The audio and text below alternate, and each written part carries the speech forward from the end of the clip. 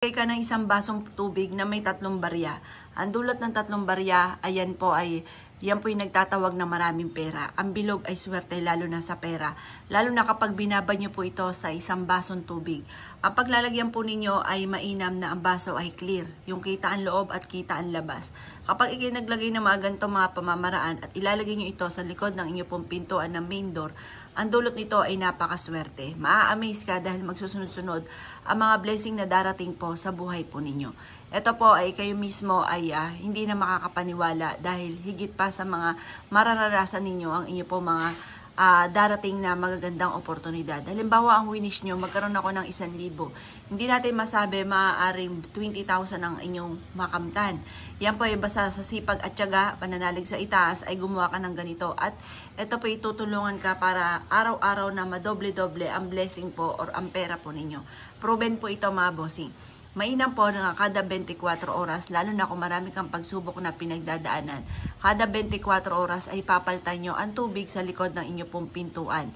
Or kaya po sa salas po ninyo, or kaya sa kusina at ganoon din sa kwarto.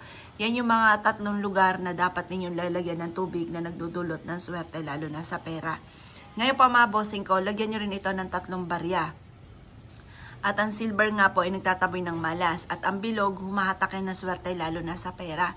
Kapag marami kang mga pagsubok na pinagdadaanan sa pera, 24 hours, kada 24 hours, itatapon. Kapag naman po mga bossing ko na ikaw po ay wala masyadong problema, mainam po na kada 3 days or kaya ay 1 week or basta pag nakita nyo na kung kailan na siya madumi, saka nyo siya papalitan.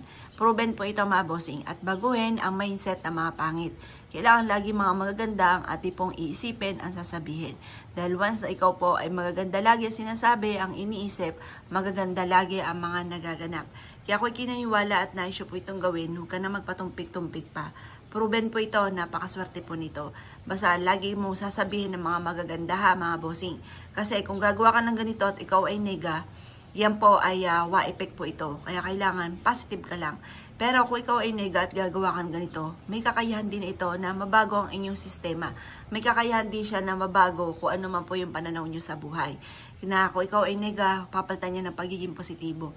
Kaya ako'y kinaniwala at naisyo po itong gawin. Gawin nyo na po ito at huwag ka na magpatumpik-tumpik pa. At makakatulong po ito para kayo po ay mabago-bago ang takbo ng pamumuhay. Kaya ako'y gagawa ng ganitong mga pamamaraan. Ay siya mga bossing, good luck po sa inyo po lahat.